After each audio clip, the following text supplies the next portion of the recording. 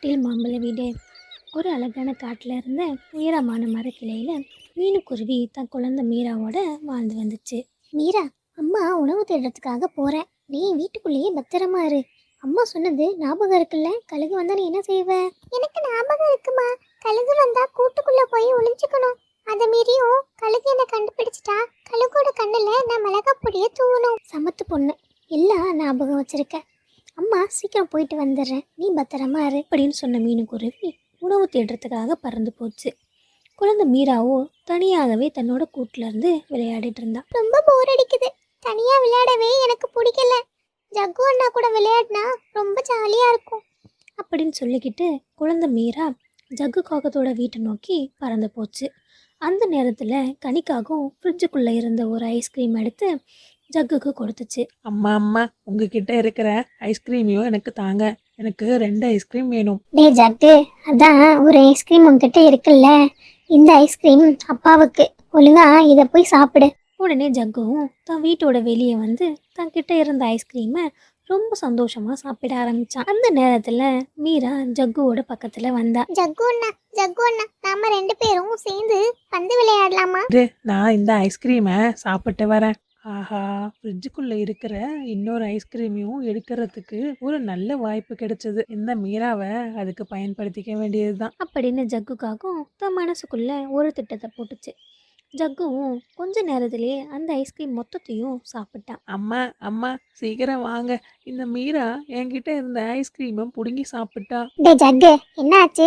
எதுக்கு இப்ப அழுதுகிட்டு இருக்க? அம்மா, இந்த மீரா என்கிட்ட இருந்த ஐஸ்கிரீமை புடுங்கி சாப்பிட்டா. ஹேய் மீரா, உனக்கு எவ்வளவு திமிரு! என் பையன் கிட்டயே இருந்தே ஐஸ்கிரீமை புடுங்கி சாப்பிடுறியா? கனி ஆண்டி, இல்ல இல்ல, நான் ஐஸ்கிரீமை புடுங்கி சாப்பிடல. ஜக்கு அண்ணா பொய் சொல்றாரு. ஐஸ்கிரீமை சாப்பிட்டதும் இல்லாம என் பையன் மேலேயே பழிய போடுறியா? உன்னை என்ன பண்றேன் பாரு அப்படின்னு சொன்ன கனிக்காகவும் மீராவோட கன்னத்துல 2 முறை அரைஞ்சது. மீராவோட கண்ணமும் அப்படியே சிவந்து போயிடுச்சு.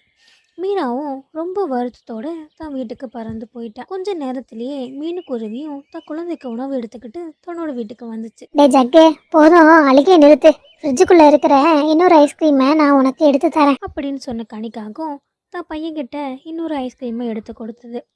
ஜக்குவோட திட்டமும் ரொம்ப நல்லாவே செயல்பட்டது. ஐயோ மீரா, என்ன இது? உன் கண்ணும் இப்படி வீங்கி போயிருக்கு, என்ன ஆச்சு? தான் அம்மா இப்படி கேட்டதும் குழந்தை மீரா நடந்த எல்லா விஷயத்தையும் தான் அம்மா கிட்ட சொன்னா. மோசமான காகம், சின்ன குழந்தைன்னு கூட பார்க்காம இப்படி அடிச்சிருக்கு. மீரா, இனிமே நீ அந்த காகத்தோட வீட்டில் விளையாட போகக்கூடாது, சரியா? சரிம்மா, எனக்கு புரியுது. இனிமே நான் ஜக்கு அண்ணா வீட்டுக்கு விளையாடவே போக மாட்டேன். அப்படியே அந்த நாள் முடிஞ்சது. மறுநாள் காலையில மீனுக்குருவி வழக்கம் போல உணவு தேட போக தயாராச்சு. மீரா, நீ இன்னைக்கு ஜக்கு காகத்தோட வீட்டுக்கு விளையாட போக வேண்டாம். உனக்கு அப்படி விளையாடணும்னு தோணுச்சுன்னா புறா அண்ணாவோட வீட்டுக்கு போய் விளையாடு. சரிம்மா, நான் இனி என்னைக்குமே ஜக்கு அண்ணா வீட்டுக்கு விளையாடவே போக மாட்டேன். கொஞ்ச நேரத்திலேயே மீனுக்குருவி வழக்கம் போல உணவு தேடுறதுக்காக பறந்து போச்சு. குழந்தை மீராவோ தான் அம்மா சொன்னபடியே புறாவோட வீட்டுக்கு விளையாட போனான். அந்த நேரத்துல குழந்தை குக்குவும் தன் வீட்டு முன்னாடி உட்காந்து ஒரு மாம்பழத்தை சாப்பிட்டுக்கிட்டு இருந்தான். குக்கு, உனக்கு இந்த மாம்பழம் எங்கிருந்து கிடைச்சது? எனக்கும் மாம்பழம்னா ரொம்ப பிடிக்கும்.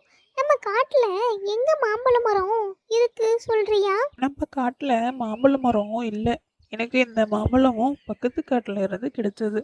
நான் என் அம்மாவுக்கு தெரியாம திருடுத்தனமா பக்கத்து காட்டுக்கு போவேன், உனக்கு தெரியுமா? குக்கு, நீ என்ன கூட்டிட்டு போவியா? நானும் கொஞ்சம் மாம்பழங்களை பறிச்சு எங்க அம்மா கிட்ட கொடுப்பேன். அப்படின்னா நீயும் என் கூட வா, என்கிட்டயும் மாம்பழம் எல்லாம் தீர்ந்து போச்சு, நம்ம பக்கத்து காட்டுக்கு போய் பறிச்சுட்டு வருவோம் அப்படின்னு பேசிக்கிட்டே 2 குழந்தைங்களும் பக்கத்து காட்டுக்கு நோக்கி பறந்து போனாங்க. அதே நேரத்துல ஜக்குக்காகவும் அந்த காட்டுல அங்கேயும் இங்கேயும் சுத்திக்கிட்டு இருந்தான். அடச்சே, ரொம்ப போர் அடிக்குதே.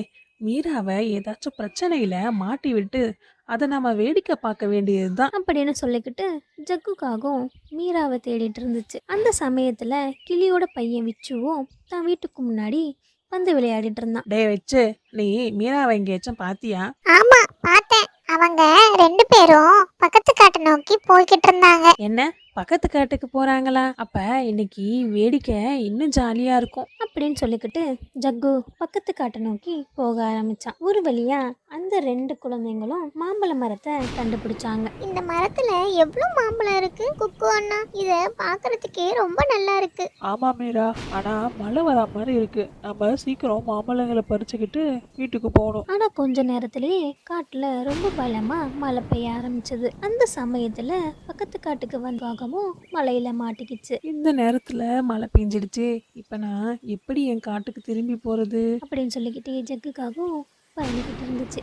அந்த நேரத்துல ஜக்கு காகத்தோட கண்களுக்கு ஒரு மாம்பழ வீடு தென்பட்டுச்சு. வாவ், அங்க ஒரு மாம்பழ வீடு இருக்கு.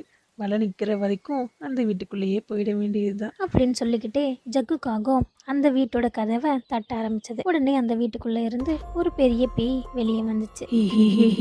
சாப்பாடு, எனக்கு சாப்பாடு கிடைச்சிடுச்சு. அந்த பெரிய சூனியக்காரியை பார்த்ததுமே ஜக்கு ரொம்ப பயந்துட்டான். அந்த பயத்துல ஜக்கு வேகமா அங்கிருந்து பறந்து போனான். ஆனா அந்த சூனியக்காரியும் தன்னோட நீளமான கைகளை நீட்டி குழந்தை ஜக்குவை பிடிச்சிடுச்சு. இது எல்லாத்தையும் மழைக்காக மரக்கிளையில ஒதுங்கி இருந்த மீராவும் கூவும் பார்த்தாங்க. ஐயோ குக்கு அண்ணா, ஜக்குவை சூனியக்காரி பிடிச்சிட்டா. வாங்க வாங்க, இத போய் நம்ம அம்மா கிட்ட சொல்லுவோம் அப்படின்னு பேசிக்கிட்டு பயந்து போன 2 குழந்தைங்களும் ரொம்ப வேகமா தங்களோட காட்டுக்கு பறந்து போனாங்க. என்ன இது மழை வரா மாதிரி இருக்கு. இந்த ஜக்கு வேற இன்னும் வீட்டுக்கு வராம என்ன செஞ்சிட்டு இருக்கான்னு தெரியல. மீரா, நல்ல வேலை மழைக்கு முன்னாடி நீ வீட்டுக்கு வந்துட்ட. ஆமா, இவ்வளோ நேரம் நீ எங்க போயிருந்த? தான் அம்மா இப்படி கேட்டதுமே மீராவும் சூனியக்காரியை பத்தின எல்லா விஷயத்தையும் தான் அம்மா கிட்ட சொன்னான். ஐயோ ஜக்கு இப்ப பெரிய ஆபத்துல இருக்கான். மீரா, இத இப்பவே அவங்க அம்மா கிட்ட சொல்லியே ஆகணும் அப்படின்னு சொன்ன மீனுக்குருவி தான் பொண்ணு மீராவை கூட்டுக்கிட்டு கனிக்காகத்தோட வீட்டுக்கு போச்சு. கனியக்கா, ஜக்குவை பக்கத்து காட்டுல இருக்க ஒரு சூனியக்காரி பிடிச்சு வச்சிருக்காளாம். மீனோ, என்ன சொல்ற? சூனியக்காரியா? இவன் எதுக்கு பக்கத்து காட்டுக்கு போனா? மீனோ, எனக்கு ரொம்ப பயமா இருக்கு. நீயும் என் கூடவே வா.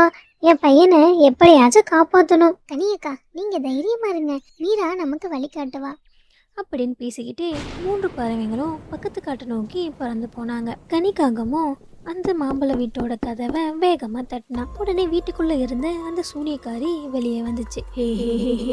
3 பறவைகள், ஆஹா, எனக்கு இன்னும் நிறைய சாப்பாட்டுக்கு மேல சாப்பாடு அப்படின்னு அந்த சூனியக்காரி பேசிட்டு இருக்கும் நேரத்துல சாரா மிளகா பொடியை எடுத்து சூனியக்காரியோட கண்ணுல போட ஆரம்பிச்சான். என்னோட கண்ணு காப்பாத்து. அந்த சமயத்தை பயன்படுத்திக்கிட்ட பறவைங்க குழந்தை ஜக்குவை மீட்டுக்கிட்டு வேகமா தங்களோட காட்டுக்கு போயிட்டாங்க. மீரா, உனக்கு ரொம்ப நன்றிமா. நான் ஒரு ஐஸ்கிரீம்காக உன்னை அடிச்சிட்டேன். ஆனா நீயும் என் பையன் உயிரையே காப்பாத்திட்ட. மீரா, என்ன மன்னிச்சிடு.